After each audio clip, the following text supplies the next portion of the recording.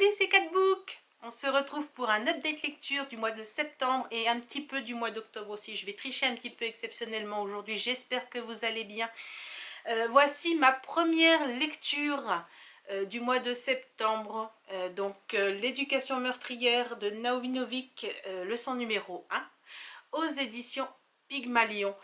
Donc là on retrouve l'héroïne Galadriel qui est dans une école de magie, la Scholomance, mais qui n'est pas totalement une école de magie comme celle d'Harry Potter par exemple, où il n'y a pas de professeur, hein, les élèves sont un peu livrés à eux-mêmes au niveau de leurs études, et c'est également pour moi une école de survie parce qu'il y a des monstres au sein de cette école qui sont là et qui tuent les élèves.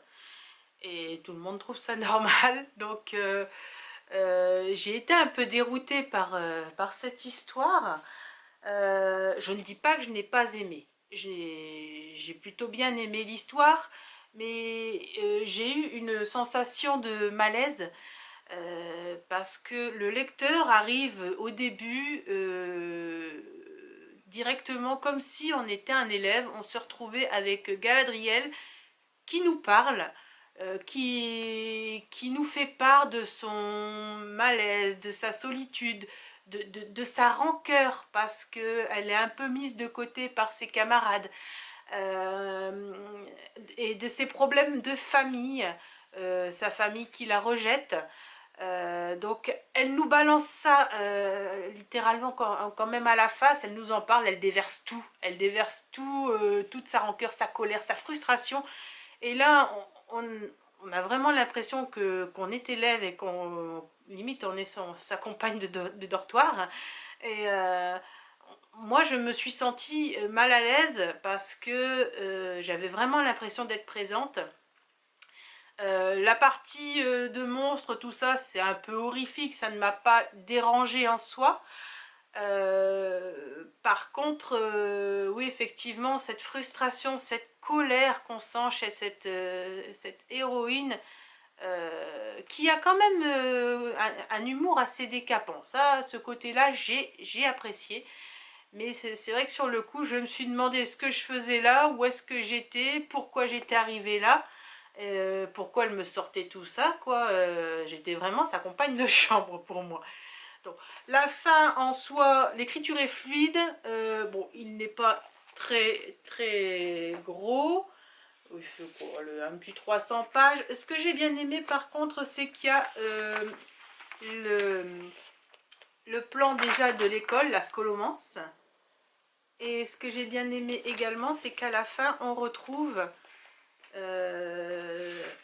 alors ça c'était sympa, la chambre par exemple de Chloé, l'une des camarades de Galadriel, et la chambre de, de Galadriel. On voit une sacrée différence en somme.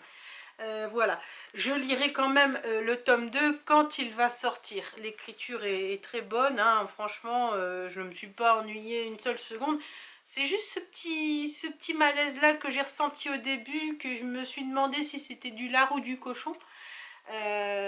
Pourquoi on me déversait toutes ces informations à ingérer comme ça d'un coup. Mais sinon, dans l'ensemble, c'est une bonne lecture si vous aimez le fantastique. Par contre, on a plus le côté survie que le côté magie, hein. On est loin quand même de Harry Potter, hein. Ça c'est clair et net, où on n'apprend pas des sorts, mais plutôt comment survivre à des monstres qui apparaissent à n'importe quel moment du jour ou de la nuit. Ce que je trouve dommage par contre, juste une petite critique, c'est que les monstres, ils ont des noms, mais l'auteur ne les a pas, comment dirais-je, l'auteur ne les a pas décrits. Il n'y a aucune description des monstres. Ils ont des noms, hein, des noms des fois un peu abracadabrantesques, mais à quoi ils ressemblent vraiment, des fois, bon, il y a un tel monstre qui s'appelle tel nom, voilà, mais j'aurais aimé avoir plus de descriptions quand même sur la nature des monstres, comment ils sont, quel point sont-ils dangereux, voilà. J'aurais aimé savoir ça. Mais dans l'ensemble, bon, je me suis pas ennuyée, je ne me suis pas ennuyée, j'ai pas abandonné la lecture. Si j'abandonne pas la lecture, c'est que c'est quand même un bon livre. On va passer, par contre, là, au deuxième livre, je ne l'ai pas avec moi parce que je l'ai emprunté à ma médiathèque et j'ai dû le rendre. Voilà.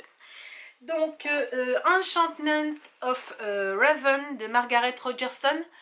Déjà, j'avais des éditions Big Bang. J'avais été attirée par déjà la couverture. Je trouvais que la couverture était très très jolie dans les tons pastels. De toute façon, je vous la mets là ou là, je verrai ça plus tard.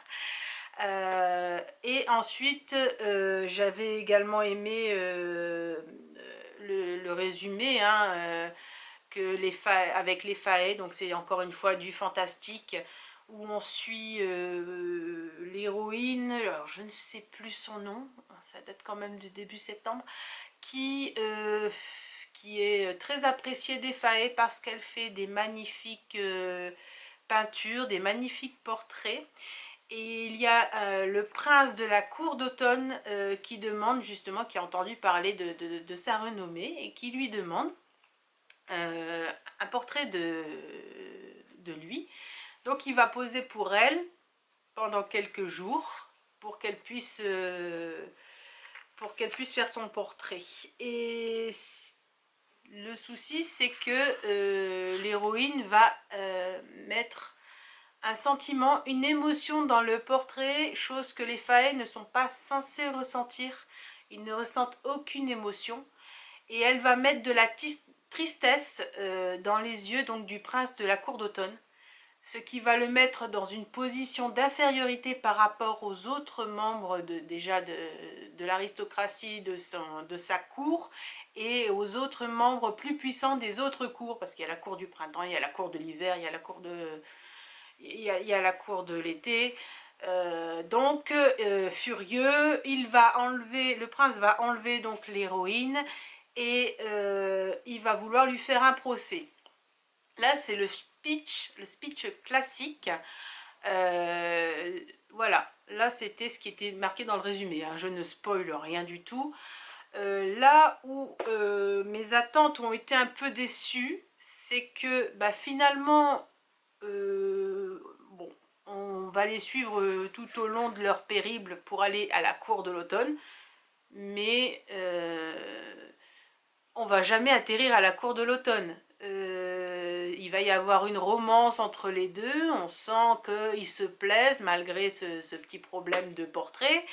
On va faire connaissance avec les gens de la cour du printemps, dont le prince du printemps. Pour moi, c'est là que je me suis posé la question, où l'intérêt d'aller à la cour du printemps s'il est censé l'emmener à la cour de l'automne pour lui faire un procès à cause justement de ce sentiment qui a été mis là, voilà quoi, c'était juste par erreur, on va dire. Et bon, dans l'ensemble, j'ai passé un bon moment. Là où j'ai senti un petit malaise aussi, on dirait j'ai reçu beaucoup de malaise ce mois-ci, enfin le mois de septembre, c'est que on a une vision des faets ou des faes, je ne sais pas trop comment on dit, qui est un peu horrible, qui est un peu péjorative. Ils sont futiles pour l'auteur, c'est beaucoup de poudre aux yeux.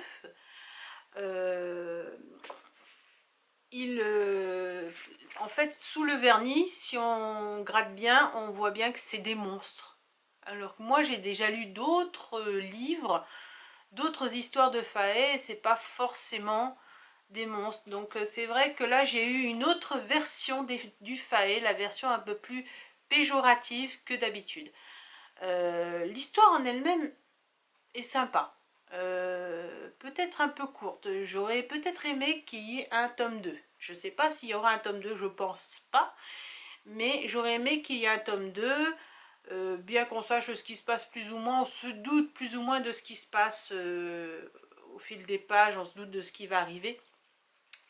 Donc je dis pas que j'ai pas passé un assez agréable moment, sinon voilà, j'aurais plutôt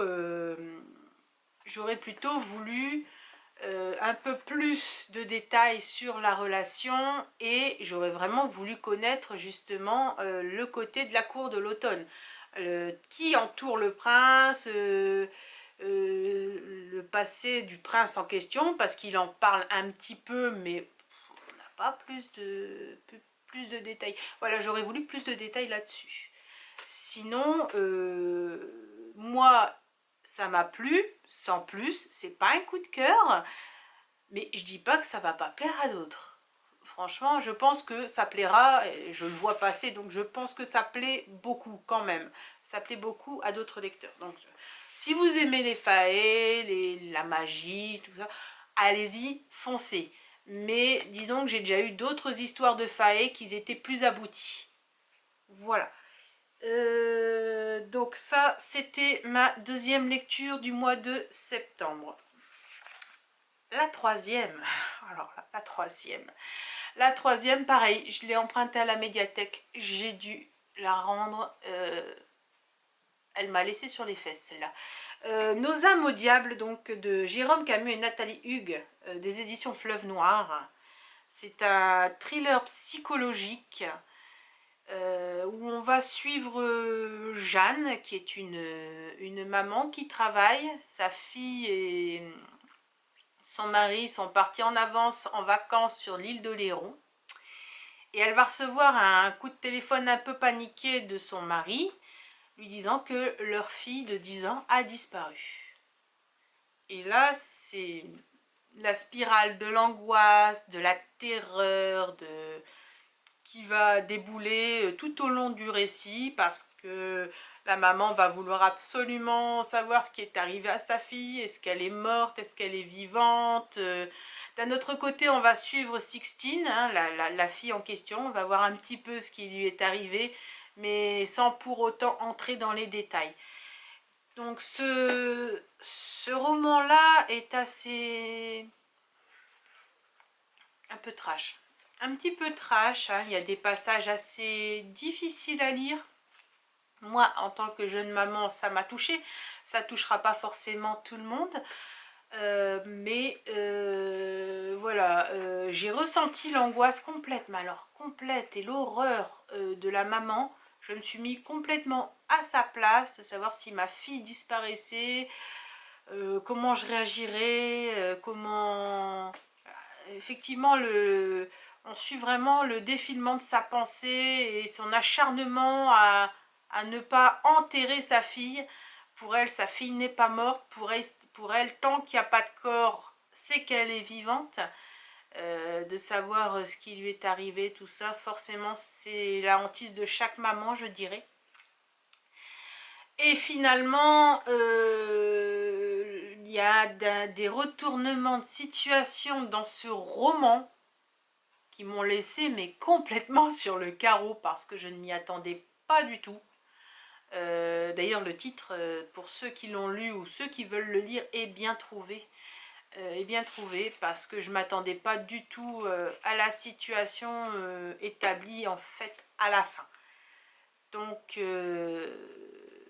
j'ai adoré, c'est un des premiers romans de ces deux auteurs que je lis, bien que j'en ai vu passer d'autres comme Le Sourire des Pendus, tout ça, mais j'avais jamais vraiment eu envie de m'y attarder.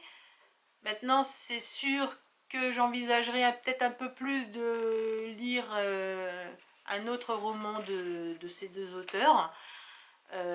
Si vous aimez le thriller psychologique, là on est vraiment dans le mood où on a vraiment de l'angoisse, de l'attente, c'est pesant, pour moi c'est horrible surtout en tant que maman. Hein. Donc, et puis alors la fin, bon bah la fin, la fin j'étais finie, je n'y attendais pas. Donc j'ai vraiment apprécié cette lecture, c'est un bon coup de cœur. Je dis pas que je la relirai parce que voilà, ça m'a vraiment touchée, ça m'a vraiment marqué, mais c'est sûr que je m'en souviendrai, celle-là, je m'en souviendrai. On passe à la lecture suivante. un bonbon. J'ai adoré cette lecture. Pareil, médiathèque, hein, je peux pas acheter tout. J'ai déjà fait un gros craquage le mois dernier. On peut pas tout acheter, surtout avec les problèmes de papier, la pénurie de papier, tout ça, le prix exorbitant de certains livres. On peut pas se permettre de tous les acheter. Donc moi je les emprunte, comme beaucoup d'entre vous, j'imagine. La nuit où les étoiles se sont éteintes, de Nine Gorman et Marie Alino, d'Albin Michel. Alors là, on est plutôt dans le style adulte, enfin ado, young adulte, peut-être un peu plus young adulte quand même, bien qu'on suit des lycéens. On suit Finn, qui, bah, ni plus ni moins, est un jeune adulte mais complètement dévasté. Sa mère est en prison, il est tout seul, il est ballotté de foyer en foyer, il essaye, donc forcément il se noie dans l'alcool et dans la drogue. Il n'essaye pas vraiment de s'intégrer, que ce soit dans ses établissements scolaires où il n'a pas de copains. Tout ce qui l'intéresse, c'est de voir sa mère, d'aller à la prison, de la voir une fois par semaine. Là, le souci, c'est qu'il va faire une bourde de plus dans la dernière maison dans sa dernière famille d'accueil, qui vont finalement, la famille d'accueil va le renvoyer. Il va atterrir chez son oncle, le frère de sa mère, qui est à 7 heures de route de la prison. Donc là, ça va complètement on va le ramasser à la petite cuillère, parce qu'il va s'apercevoir qu'au lieu de voir sa maman une fois par semaine, il va devoir la voir qu'une fois par mois. 7 heures de route aller, 7 heures de route retour. Et donc on va en apprendre un petit peu plus sur ce qui s'est passé, pourquoi... Désolée, on a eu un petit souci avec la caméra, j'espère que ça ne va pas recommencer. Donc je parlais donc de Finn, on va en apprendre un petit peu plus sur son passé, sur ce qui s'est passé réellement avec sa maman. Entre temps, lui, il va faire la rencontre dans son nouveau bahut de 4 jeunes qui sont un peu loufoques, mais qui vont finalement lui faire du bien, même s'il n'a pas forcément envie de s'accrocher, encore moins de traîner avec eux. Lui, tout ce qui l'intéresse, c'est de faire du travailler en dehors du lycée, pour pouvoir donner de l'argent à sa mère pour qu'elle puisse s'acheter ce qu'elle peut avoir à la prison. Donc, et entre deux, en même temps, alors on fait des retours, des bonds dans le temps. On est dans le présent, ou alors on est dans le futur, où là il fait un road trip avec justement les 4 énergumènes qui sont finalement devenus amis. Et on va apprendre au fil des chapitres le pourquoi du comment en détail. Donc ce livre, alors personnellement, il est bien marqué sur le livre à partir de 16 ans. Parce qu'il y a plusieurs trigger warning, on va dire. On parle de viol, on parle de suicide, on parle de drogue, d'homosexualité, de sexe forcément, d'homophobie, d'alcool et de violence. Donc voilà, c'est pas à mettre entre toutes les mains, et forcément ça peut pas plaire non plus à tout le monde. Je sais qu'il y a un deuxième tome, mais qui va suivre l'un des amis de Finn. Dès que je peux, je vais le lire, parce que franchement l'écriture est bonne. Je me suis pris d'amitié pour les 5 loustiques, surtout Kenna qui m'a bien fait délirer. Donc franchement le deuxième tome, c'est le jour où le soleil ne s'est pas levé, je crois. Je le lirai dès que je pourrai. De toute façon je l'ai réservé à la médiathèque, j'attends que ce soit mon tour pour le lire. Donc je vous le recommande, hein, franchement, une pépite. Là c'est pareil, je ne suis pas prête de l'oublier, même si je ne l'ai pas dans ma bibliothèque. J'ai adoré ce livre, franchement c'est une merveille, c'est une merveille. J'ai embrayé avec au mois d'octobre, Vous voyez, je triche un petit peu. Là, on a fini septembre. Au mois d'octobre, avec la petite... Et là, je l'ai encore, mais je vais devoir le rendre. La petite boutique au poison de Sarah Penner. Ou Penner, mais je pense que c'est Penner. Déjà, j'ai adoré la couverture. Franchement, de chez Faubourg Marigny. Franchement, j'ai adoré. Alors là, on va suivre 3 femmes. 2 dans le passé et une dans le temps actuel. Hein, on va suivre donc, comment elle s'appelle, Nella, qui qui est une apothicairesse qui a repris la boutique de sa maman qui est décédée. Sauf que la maman, elle tenait cette boutique pour soigner les gens. Nella, elle, suite à son passé désastreux qu'elle a eu, a décidé de tenir cette boutique pour aider les femmes qui voudraient assassiner leur oncle, leur mari, leur frère, pour une raison X ou Y, pour les défendre. Donc, c'est ni plus ni moins qu'une empoisonneuse. Et voilà. Et elle va faire la rencontre d'une jeune fille, Elisa. Et c'est là que les choses vont déraper, vont se gâter.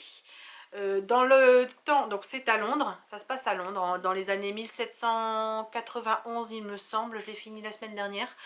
De l'autre côté, on a Caroline à Londres également, mais en ce moment, qui elle a un problème de relation avec son mari, qui décide de partir en vacances, et elle va trouver, en faisant des fouilles, parce qu'elle est fan d'histoire, en faisant des fouilles dans la Tamise, elle va trouver une petite fiole qui va la laisser un peu perplexe, et elle va faire des recherches dessus, et de là, le fil conducteur des 3 personnes va se mettre en marche. Entre deux, on va repartir avec Nella et Elisa, et ensuite on va revenir avec Caroline. Franchement, j'ai adoré ce livre, je vous le recommande. Il n'y a pas de rien de gore, rien de difficile à lire. Voilà, je vous retrouve encore une fois à cause de ma caméra. Donc je parlais donc, excusez-moi, hein, je parlais donc de ce livre. Donc les 2 fils conducteurs vont se rejoindre et on va en apprendre un petit peu plus. Ce qui m'embête un petit peu, c'est que la fin, j'aurais préféré savoir un petit peu plus ce qui est arrivé à Nella. On se doute, mais sans pour autant que ce soit vraiment relaté. Donc je trouve ça un petit peu dommage. Mais j'ai vraiment, vraiment, vraiment apprécié ce roman et je vous le recommande. Ma dernière lecture date, je l'ai terminée hier, donc Les Portes ouvertes de Sinan Maguire aux éditions Pygmalion. C'est un premier tome de la saga Les Enfants Indociles. J'ai vraiment apprécié. Il n'est pas gros, hein, il n'est pas gros du tout. Il fait moins de 200 pages.